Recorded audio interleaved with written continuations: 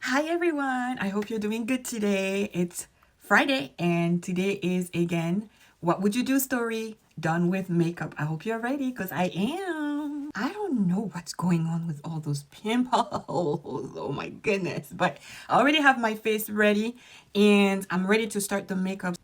Today's story title is called Dead to Move. The story starts in the Ivory Coast, the country where I am from.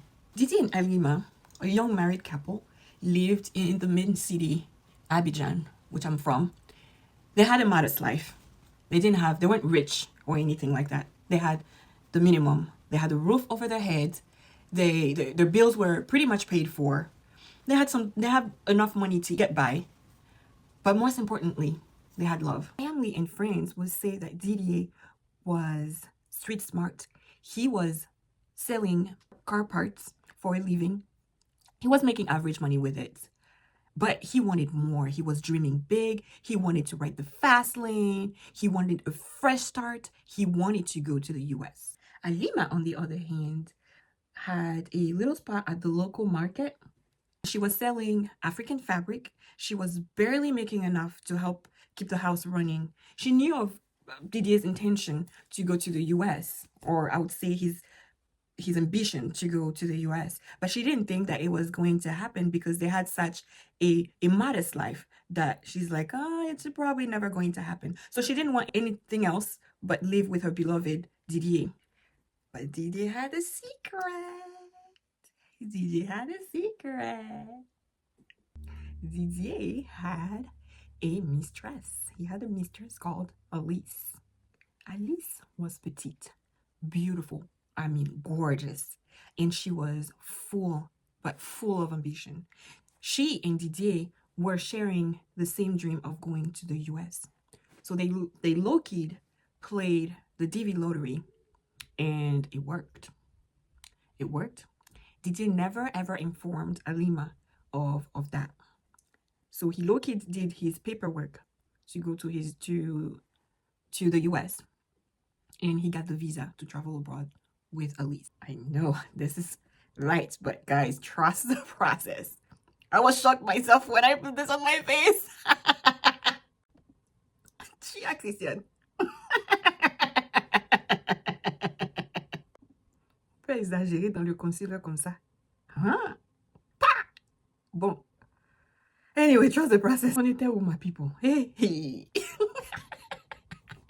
On était où? Okay. So the visa worked. One day, Alice was just at work at her little shop and she receives a call of the authorities of the country. I don't know what's going on with me and the S everywhere. The police of the country. And her phone rings, ring. So she picks up and she's like, hello, hello. And they go, oh, hi, ma'am. Is this Alima? She goes, yes, this is she.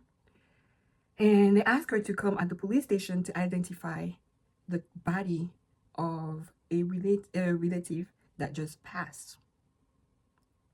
She's like, wait, what? So the police tells her that they have the body of a relative that is at their station and she needs to come to identify the body. So Alima, all panicked, just wrap up everything and run to the police station. So she gets to the police station and once there, she sees a burned body beyond recognition. I mean, she's like, who might this be? And the police tells her, unfortunately, that they found next to the body the Didier's information, his ID, his wallet, and then a little bit of money that he was carrying. And they believe that it's Didier's body. I mean, can you imagine? I can't even imagine what my reaction would be. She was crushed. She was devastated. Oh, poor Alima. Poor Alima. I'm so sorry. Man, that's just crazy. They had also found next to his body his phone, and that's how they knew who to call because he had his name saved as spouse. So that's how they were able to find her number and call her to inform her of the of the sad news. Yeah, as you already know, she was crushed after that tragic news. She just was devastated.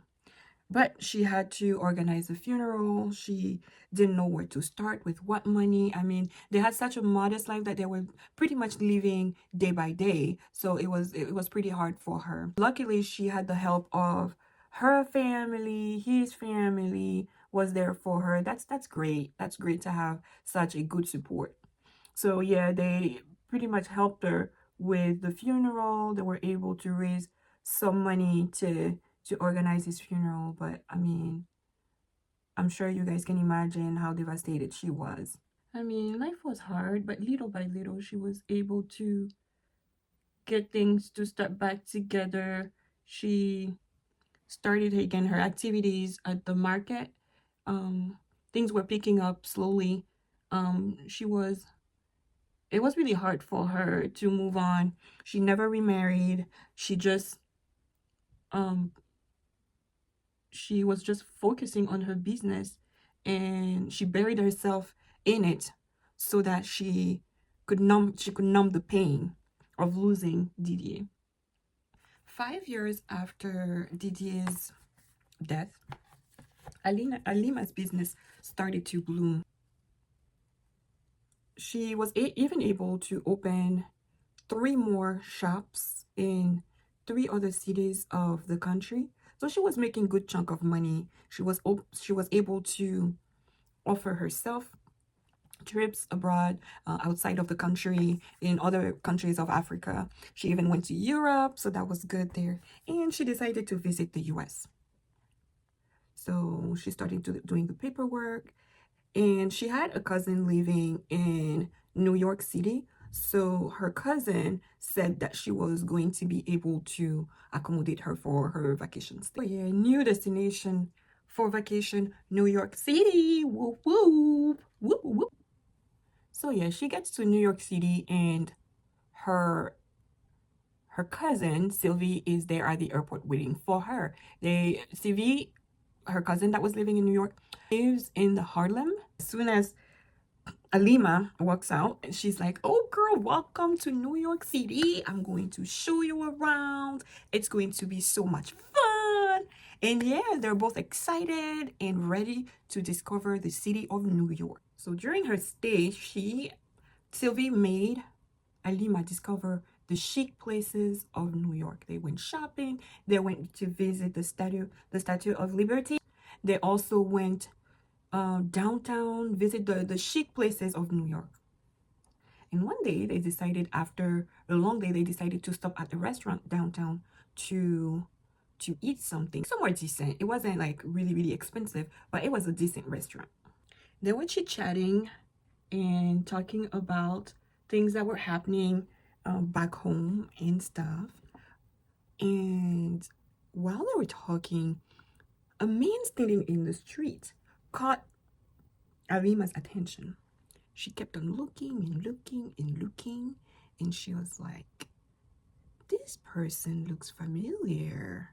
Since the person was from far, she couldn't see clearly who that person was, but he did look familiar. He kind of had the posture, he kind of had the body of Didier, but she's like, "No, that can't be." Alima ended up showing that person to her cousin Sylvie, and she shared her thoughts with Sylvie, but Sylvie was like, "No, Didier is dead and long gone. It can't be him." So they decided, after they had their lunch, to get closer to that person that was selling on the streets. What I forgot to mention was that that person was selling women accessories like earrings and handbags in the streets. After their lunch, they started walking toward where that person was standing. And as they were getting closer, she heard the man talking about how women, and he was speaking in French, so she could understand everything that he was saying. So she heard the man talk to another man and telling the other man how women are the devil, and so that he came in the US with another woman, and that one woman left him for another richer person. She committed fraud with his name, and now he is homeless and he doesn't have anything to eat. So he has to sell the stuff in the streets to be able to survive. So Alima and Sylvie got closer to that man's spot and pretended to be looking for purses to buy. As she lifted her head, her eyes and the man's eyes lock. And guess who she recognizes? You guessed right, Didier. It was Didier talking about his story. How he left his wife and took his mistress to move to the US. I mean, first of all, this is insane. It's beyond crazy. And second of all, can you guys imagine her reaction? I mean, she just froze. He also froze. He was not expecting to see her again in this life. He tried to say something, but the only thing that came out was Alima, and he couldn't say anything else. God, this is crazy. The drama queen that I am. Oh, I already know what I would have done. I was gonna go like, whoop!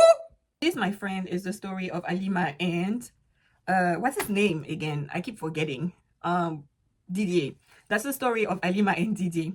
Now tell me what you would have done in that kind of situation. You already know my reaction because y'all already know I'm a drama queen. So this is also the final look, and this is a wig that I bought from I Like Hair. I made a video about how I customized it. I tried my best to record all the steps. I don't think I recorded all the steps, but you see the video posted in my channel. Let me know what you think about it, what you think about the hair.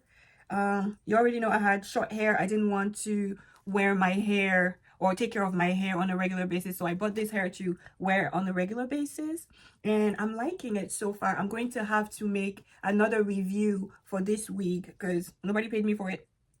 I'm making the review, honest review, and I hope that helps. All right, well, thank you for listening to me again. I plan on wearing this earring, but I can't find the other one, so that was the look that I was going for, but I can't find the other one, so I ended up wearing these. This is the final look. This is my dress. I want to get up, but it's a fun little dress. I like it.